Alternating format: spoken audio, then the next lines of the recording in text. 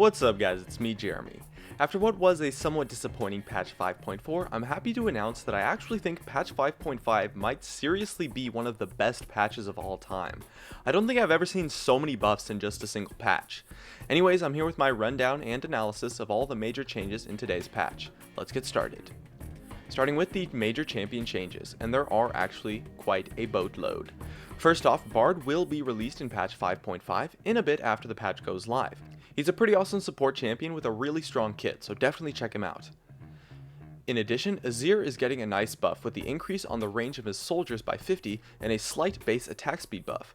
Hopefully this will make him viable again without making him super strong like he was before, and I think it's a pretty good change. So we can't expect Azir to make a comeback, as I think these buffs are probably enough for him to do well. Kassadin also received a major buff on this patch. All of those crazy PvE videos you've seen, well, those changes are hitting live. His ultimate had its range increased by 50 and its mana cost and cooldown lowered.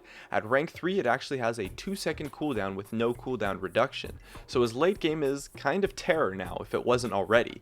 Expect Kassadin to be quite strong once again, just a little bit weaker in the mid game and a little bit stronger in the late game than the old Kassadin before the range on his ultimate got nerfed.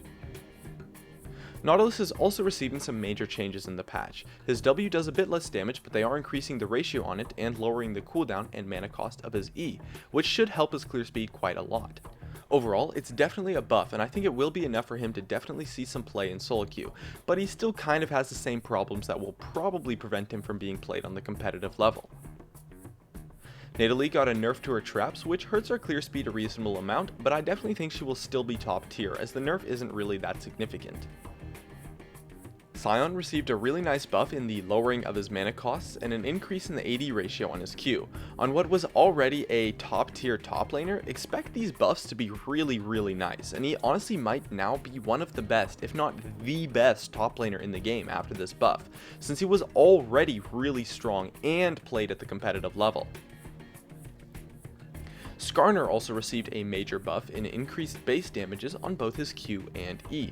This helps his clear speed quite a bit and might be enough to put him in the competitive spotlight. I'm not sure though, since his ultimate still has the same problems as before. However, definitely expect to see him in solo queue. Trundle received some solid buffs in increased range on his passive and increased healing on his W. This sustain should help his laning out a lot and make him a strong top laner once again. It's not a massive buff, but I think it's definitely what he needed for him to be able to succeed again in a tank heavy meta.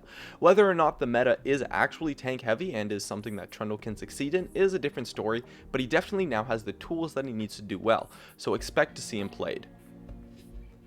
Urgot also received a major buff in an increased ratio on his shield, although the base stats were lowered, and a lowered cooldown on his ultimate. Overall, it's definitely a buff, and he might be good enough for competitive play now, and I honestly thought he was already good enough for solo queue, but people just don't really play him since he isn't an appealing champion. However, he does have a rework coming soon, so it's possible that teams won't pick him up until he gets his major changes. Veigar also received some major buffs. His Q has a faster missile speed and the delay on his stun was reduced by 1/4 of a second. I still think the fact that his stun has any delay at all is kind of stupid, to be honest, and so I don't think these buffs are even close to what he needs to be competitive, but I guess it is a step in the right direction. Vi also received some nerfs in reduced movement speed and reduced base damage on her ultimate. This should make her level 6 ganks a tiny bit weaker, since she will have a harder time soloing out people, but she definitely will be really strong still. Xin Zhao received some buffs in the form of increased damage on his E and increased heal on his W. This should definitely help out his jungling quite a bit, so expect to see him being played on this patch. I think this buff is actually really nice, and we might even see him in competitive play once again. Zac received changes in the form of an increased knockup duration on his E and a quality of life feature on his W, which lowers the cooldown quite a bit, so of course it's definitely a buff.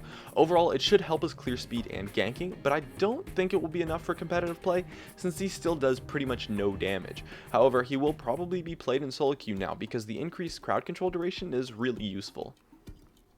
And that wraps up the major champion changes. It looks like we will see a lot more junglers rise up, especially in solo queue. For competitive play, I'm not so sure, but I'm really happy with the champion changes this patch. There was also some changes to items. Luden's Echo, the new 120 AP item, has finally been released.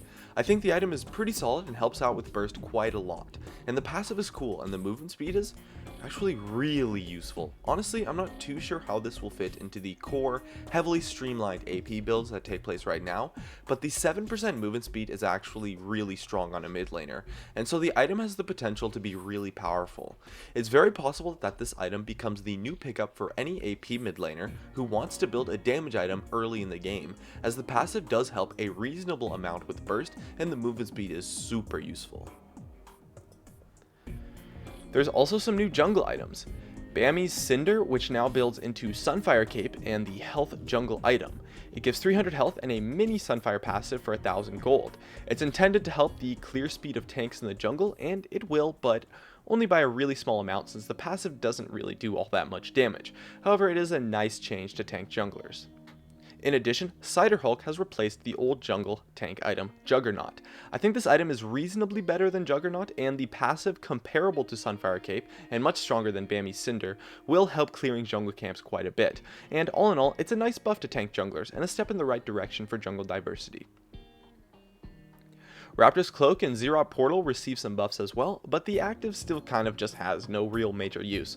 However, 60 armor and 60 magic resistance on an item is actually kind of decent, so it's possible that we may see tanks pick it up as a third or fourth item to supplement their build, and I think it's actually potentially a viable tank item after you pick up 2 or 3 health items. Righteous Glory also received a huge buff as the health on it was increased by 150. As an item that was already occasionally purchased on tanks that have high mana costs, we can now expect this item to become honestly really popular, especially since the active is really good. The increase of health by 150 with an unchanged cost is going to make this item super strong, so definitely consider picking it up when playing tanks that use mana. Inhibitor and Nexus turrets now only give 50 gold and 0 experience. I actually really like this change. I think it's really nice since the map pressure of taking the turret was already way more than enough, so it makes the snowball reasonably less significant and should help comebacks by a tiny amount. And the jungle camps have been nerfed as well. Gromp and the Raptors do significantly less damage, while the Wolf camp now gives more gold. Overall, a really nice change, and should help out the jungler's clear speed quite a bit. The Gromp Smite buff no longer scales with level, and instead scales with bonus health, so it's a nice buff to tank junglers once again, and I think we're kind of seeing a recurring theme here. And lastly, the new Summoner's Rift map is officially out of beta. Overall, it was a pretty nice patch, and Riot has taken some great steps towards jungle diversity, as well as just buffing champions in general. We'll have to see how the buffs affect bruiser junglers, but overall, I think it was some great moves, and I'm really satisfied with this patch. Anyways, that just about wraps it up. Any changes I didn't go over were considered to be minor and insignificant. My name is Jeremy, and this was my rundown and analysis of patch 5.5. Hey guys, it's me, Jeremy. Thanks for watching my video. If you enjoyed it, definitely make sure to hit that like button so I can tell, and if you're interested, definitely check me out over on all the socials, of which you can see over there. And if you really enjoyed the video, make sure to subscribe for some more awesome content in the future, and definitely check out some of my other videos as well, up here and over there. Anyways, that's gonna be it. Thanks again for watching, and of course, I'll see you guys next time.